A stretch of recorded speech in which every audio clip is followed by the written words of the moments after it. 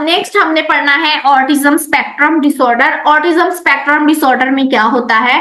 Autism इसमें तो एक तो बच्चे जो है ना अपनी रूटीन को लेकर बहुत ज्यादा जो है ना उनके कंसर्न होते हैं। उनकी रूटीन अगर बच्चों की चेंज हो जाए ना तो बच्चे उस चीज को एक्सेप्ट नहीं कर पाते हैं, ठीक है। उनके रिलेशनशिप भी डिस्टर्ब होते हैं और उनकी जो इमोशंस हैं, सोशल इमोशंस कह लें, तो वो भी डिस्टर्ब होते हैं। आप ऑटिज्म ए एएसटी के बच्चों को देखेंगे ना तो उनमें बिल्कुल भी जो है ना इमोशनल रिस्पॉन्स नहीं होता है किसी भी चीज को लेकर ना। तो अब इसका डायग्नोस्टिक क्राइटेरिया देख लेते हैं। Persist defect in social communication and social interaction across multiple context as manifested by following currently or by history. अच्छा, इसमें जो है ना एक तो हिस्ट्री से आपने ये चीजें एक्सप्लोर की, आपने डिफरेंट टेस्ट वगैरह अप्लाई किए, ठीक है। उसके बाद आपने जो है ना देखा कि बच्चे की आपने खुद खुद भी इस चीज को देखा कि क्या आपसे बच्चा सोशल इंटरेक्शन कर रहा है, ठीक है।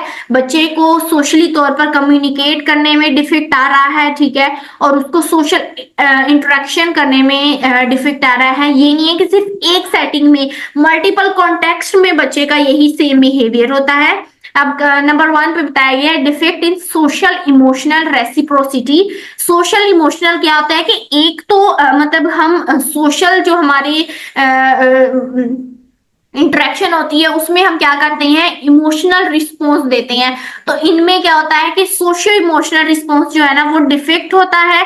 For example from abnormal social approach and failure of normal back and forth conversation to reduce sharing of interest emotions और affect to failure to initiate और रिस्पोंड टू सोशल इंटरेक्शंस। यानी कि for example इनको कोई इनके साथ socially तौर पर इंटरेक्ट कर रहा है, उस टाइम पे ये बिल्कुल भी मतलब इनका इमोशनल रिस्पॉन्स ही इस तरह से होता है कि पता ही नहीं चलता कि ये वाकई में जो है ना हमसे इंटरेक्शन करना चाह रहे हैं कि नहीं। इमोशनल रिस्पॉन्स जो है ना वो डिफेक्ट होता है, ठीक है। नंबर 2 पे बताया गया defect in non verbal communicative behaviours. अब नॉन वर्बल कम्युनिकेटिव बिहेवियर क्या होते हैं, यूज्ड फॉर सोशल इंटरेक्शन के लिए हम यूज करते हैं। Ranging for example from poorly integrated verbal and non verbal communication to abnormalities in eye contact and body language और deficit in understanding and use of gestures to the total lack of facial expression and non verbal communication. अब यहाँ पे basic सबसे पहले तो मैंने आपको बताया कि सोशल इमोशनल जो है ना उसमें डिफेक्ट आ रहा होता है, ठीक है। दूसरे नंबर पर उन्होंने कहा कि बच्चे में नॉन वर्बल कम्युनिकेटिव जो बिहेवियर्स है, जैसे कि नॉन वर्बल कि आप बोल के बात नहीं कर रहे हैं, आप किसी चीज का जो है ना फॉर एग्जांपल आप किसी चीज का आंसर करना चाह रहे हैं यस, तो ये बच्चे जो है ना मतलब हेड को शेक कर दिया ऐसे, तो वो यस इस तरह से ये रिस्पॉन्स नहीं करते हैं नॉन वर्बल टाइप का। तो गेस्चर्स ये यूज करना नहीं आता है इन्हें नहीं समझ आती कि गेस्चर्स को कैसे यूज करना है। फेशियल एक्सप्रेशन जो है ना इनके नहीं होते हैं। नॉन वर्बल कम्युनिकेशन मतलब जितनी भी होती है उनमें ये चीज नहीं होती है। आई कांटेक्ट को ये बच्चे मेंटेन नहीं करते हैं और इनकी जो बॉडी लैंग्वेज होती है जैसे बॉडी लैंग्वेज या फिर इनकी जो यूज ऑफ गेस्चर्स है ये इनमें इनकी अंडरस्टैंडिंग नहीं होती है, ठीक है। नंबर 3 पे defect in developing maintaining and understanding relationship ranging for example from difficulties adjusting behaviour to suit various social context to difficulties in sharing imaginative play or making friends in absence or to absence of interest in peer. अच्छा, ये इनको जो है ना बिल्कुल भी social interaction के बारे में नहीं पता होता है। ये बिल्कुल भी सोशली तौर पर इंटरेक्ट नहीं करते हैं। इन्हें नहीं पता कि इन्होंने दोस्त बनाने हैं, ये फ्रेंड्स इनके फ्रेंड्स भी हो सकते हैं, ठीक है। ये सारी चीजें, ये सारे बिहेवियर इनको जो है ना सिखाए जाते हैं। इनकी बिहेवियरल जो है ना थेरेपी की जाती है, उसमें ये चीज बताई जाती है। ऑक्यूपेशनल थेरेपी इनकी की जाती है, तो उसमें ये सारी चीजें बच्चे को सिखाई जाती हैं, लर्न करवाई जाती हैं, इनके बिहेवियर को मैनेज किया जाता है। आप देखें ना कि नॉर्मली तौर पर अगर आपका बच्चा सोशल इमोशनल रिस्पॉन्स नहीं दे रहा, ठीक है। For example social emotional response की मैं आपको एग्जांपल भी दे देती हूँ। फॉर एग्जांपल अगर कोई अननोन आ गया, ठीक है, अननोन ने बच्चे की तरफ देख के स्माइल किया है, तो बच्चे का आगे से कोई रिस्पॉन्स ही नहीं है, ठीक है। तो ये एक क्या ये हमारे लिए एक नॉर्मल चीज है अगर हम अपने बच्चों में ये चीज देखें, ठीक है। उसके बाद नेक्स्ट ये है कि फॉर एग्जाम्पल बच्चे ने जो है ना आई कांटेक्ट बच्चा मेंटेन नहीं कर रहा और वो गेस्चर्स को यूज नहीं कर रहा, मतलब कि फॉर एग्जांपल उससे कुछ पूछा है कि आप मतलब यस और नो का आंसर पूछा है तो वो गेस्चर्स को यूज नहीं कर रहा, फेशियल एक्सप्रेशन नहीं है उसके, नॉन वर्बल कम्युनिकेशन है, और बच्चे को जो है ना वो रिलेशनशिप को कोई जो है ना कोई अननोन आ गया है तो उसके साथ उसी की एज का बच्चा आया है, ठीक है, उसी की एज का बच्चा अननोन है। अगर मुसलसल रोजाना कोई बच्चा आपके घर आ रहा है, वो आपके बच्चे की बिल्कुल एज का है और आपका बच्चा उससे बिल्कुल भी इंटरेक्ट नहीं कर रहा है, उसके साथ कम्युनिकेट नहीं कर रहा है, उसके बाद उसको नहीं पता कि सोशल रिलेशनशिप को कैसे हमने बनाना है, हमने दोस्त कैसे बनाने हैं, अपने अपने थॉट्स को हमने शेयर कैसे करना है, अपनी फीलिंग्स को हमने कैसे शेयर करना है। तो ये सारी चीजें जब आपके बच्चे में नहीं होंगी, ऑब्वियसली आपको तो ये चीज एबनॉर्मल लगेगी ना। तो इसी तरह से ये सारी चीजें होती हैं। उसके बाद कुछ इसके जो है ना वो स्पेसिफायर हैं, स्पेसिफाई करंट सिवियरिटी और स्पेसिफाई जो है ना specify severity is based on the social communication impairment and restricted repetitive pattern of behaviour. अच्छा, इसमें क्या होता है कि कुछ इनके बिहेवियर होते हैं वो बहुत ज्यादा रेपिटेटिव होते हैं। फॉर एग्जाम्पल कोई बच्चा जो है ना वो हैंड की मूवमेंट कर रहा है तो वो बार बार मूवमेंट करेगा और ये इनवॉलेंटरी होती है, ठीक है, बच्चों के कंट्रोल में नहीं होती है। लेकिन हम बिहेवियरल मैनेजमेंट से इस चीज को भी मैनेज कर सकते हैं। कोई बच्चा है उसका जो है ना हेड जो है ना बार बार टर्न हो रहा है, या जो कोई भी ऐसी मूवमेंट है रेपिटेटिव है तो वो इन बच्चों में होती है, ठीक है। और क्राइटेरिया बी में बताया गया है restricted repetitive pattern of behaviours interest और एक्टिविटीज एज मैनिफेस्टेड बाय। अच्छा, इसमें सिर्फ बिहेवियर ही नहीं होता, रेपिटेटिव मूवमेंट ही नहीं होती, इसमें बिहेवियर्स भी आ जाती हैं, ठीक है।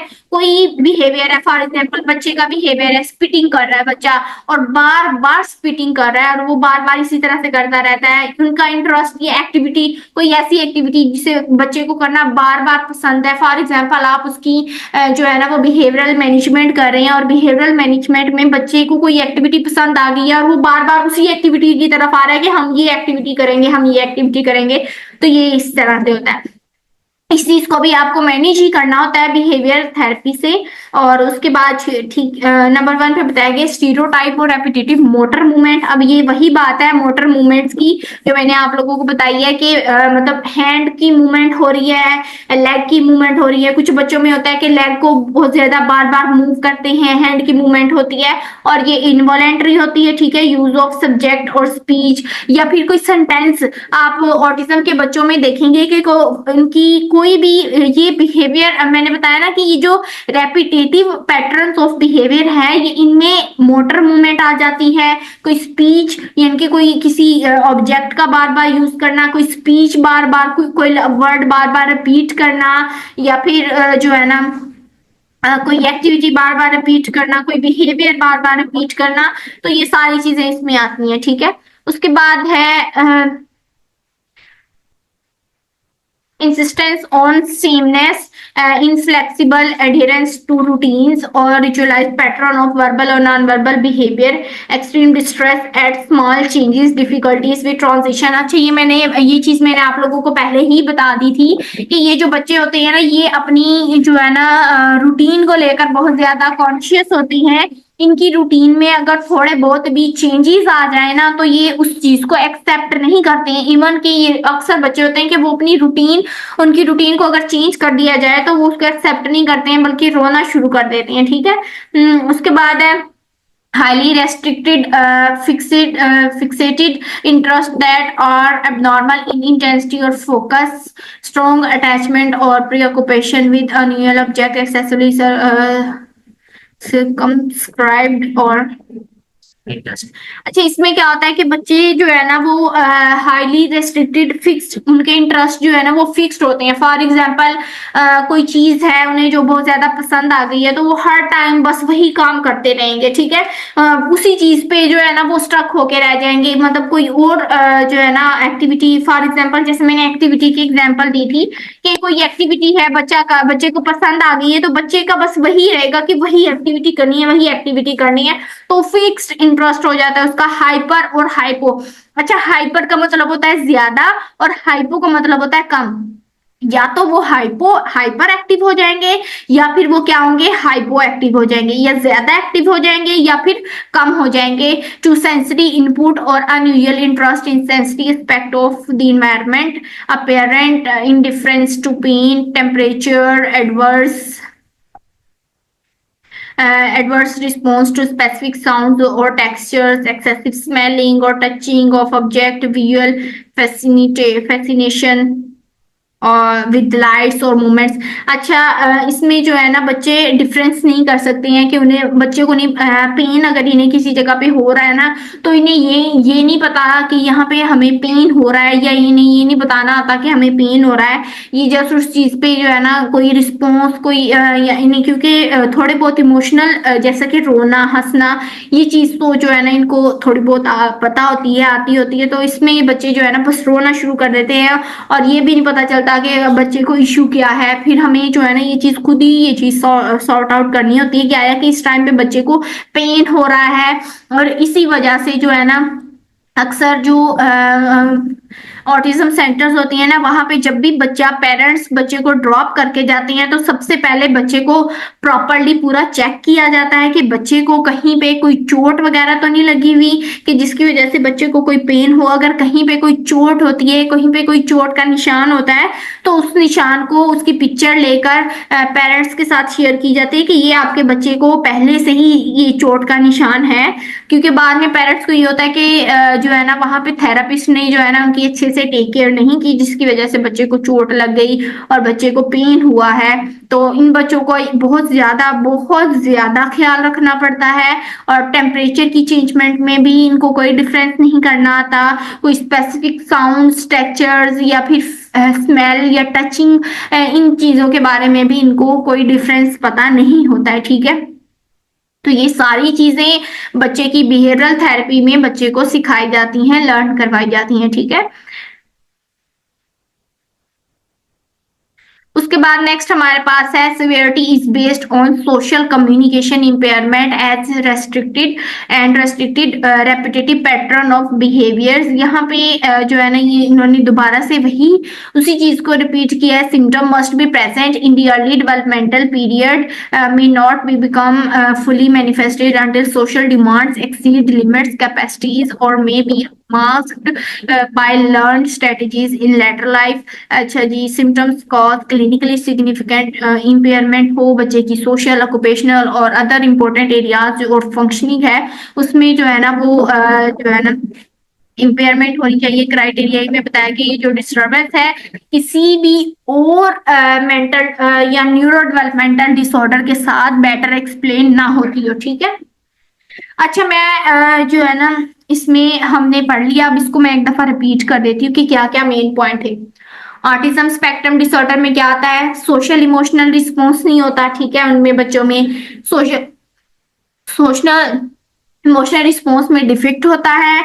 और इसके अलावा बच्चा जो है ना नॉन वर्बल क्यूज का यूज नहीं कर सकता, गेस्चर्स का यूज नहीं करना आता बच्चे को, आई कांटेक्ट को मेंटेन नहीं कर सकता। उसकी बॉडी लैंग्वेज इस तरह से होती है, मतलब कि वो बच्चा जो है ना वो इंटरेक्ट नहीं करता बेसिकली, ठीक है। और इसमें बच्चे को जो है ना मेंटेन करने में, डेवलप करने में जो है ना रिलेशनशिप को इश्यू आ रहा होता है। और बच्चे का बिहेवियर जो है ना वो रेपिटेटिव हो सकता है, इसमें बिहेवियर भी आ सकता है, कोई एक्टिविटी भी आ सकती है, और कोई जो है ना मोटर मूवमेंट भी आ सकती है, कोई स्पीच भी आ सकती है। मुझे याद है जब मैं ऑटिज्म सेंटर्स में काम कर रही थी, तकरीबन 3 साल पहले शायद, तो मैंने जो है ना एक बच्ची थी, उसके सामने कोई भी पोइम, उसको ना पोइम बड़ी जो है ना बच्ची को पसंद थी, ठीक है। मैंने बताया कि जो चीज बच्चे को पसंद होती है ना तो उस पे उसका फिक्स्ड इंटरेस्ट हो जाता है, ठीक है।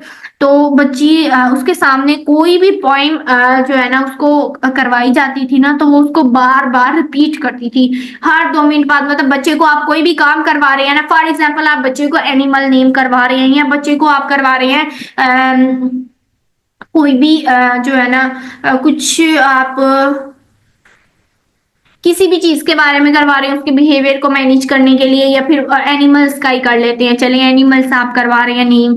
तो वो बच्चा जो है ना, एक तो उसकी अटेंशन जल्दी डाइवर्ट हो जाती है बच्चे की, ठीक है। और दूसरा क्या होता है कि बच्चा आई कांटेक्ट नहीं आपसे मेंटेन करता।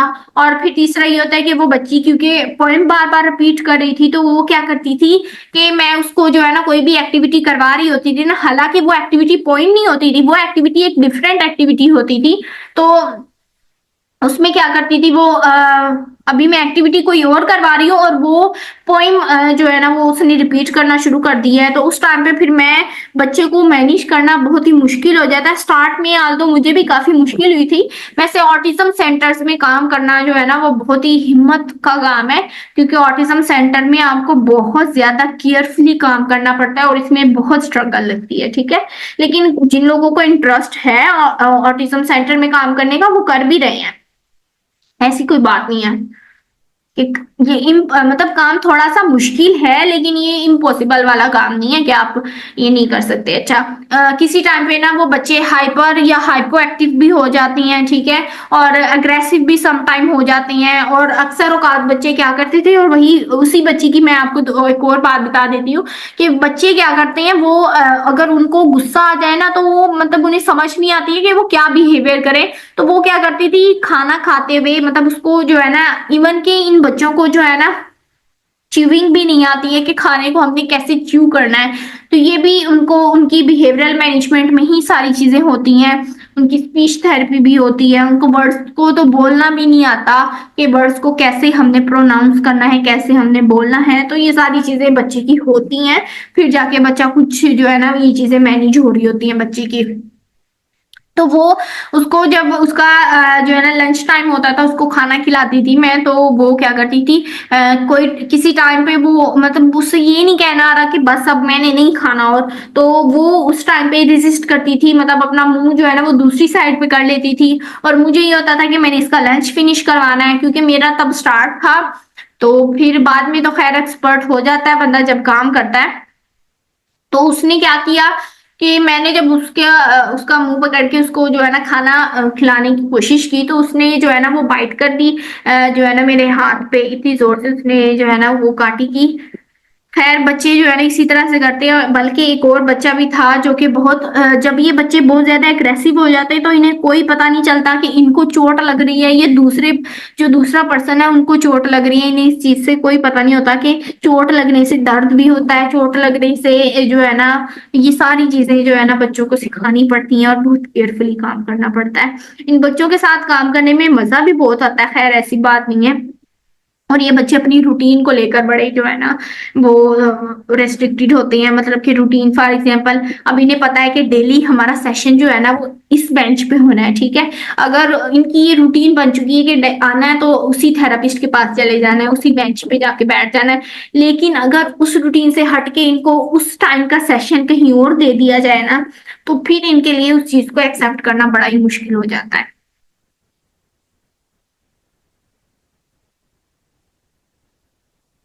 अच्छा यहाँ पे सिवियरिटी लेवल है ऑटिज्म स्पेक्ट्रम डिसऑर्डर के। अब सिवियरिटी लेवल में लेवल 1 है, लेवल 2 है, लेवल 3 है। अब लेवल 1 इसमें सोशल कम्युनिकेशन और रेस्ट्रिक्टेड रेपिटेटिव बिहेवियर्स जो है ना इनमें क्या होता है कि लेवल 1 पे जो है ना क्लाइंट को बहुत ही कम सपोर्ट की जरूरत होती है, मतलब सपोर्ट चाहिए होती है लेकिन इतनी ज्यादा सपोर्ट बच्चे को नहीं चाहिए होती। बच्चे को आप प्रॉम्प्ट दें और थोड़ी बहुत उसकी हेल्प कर दें उस चीज में तो बच्चा इन चीजों को अंडरस्टैंड कर लेता है, ठीक है। उसके बाद जो लेवल 2 है, लेवल 2 में बच्चे को ज्यादा सपोर्ट चाहिए होती है। आप बकायदा बच्चे के साथ जो है ना फॉर एग्जाम्पल आप कोई एक्टिविटी कर रहे हैं तो आप पहले बच्चे को वो एक्टिविटी परफॉर्म करके दिखाएंगे, उसके बाद बच्चा उस चीज को अडॉप्ट करेगा।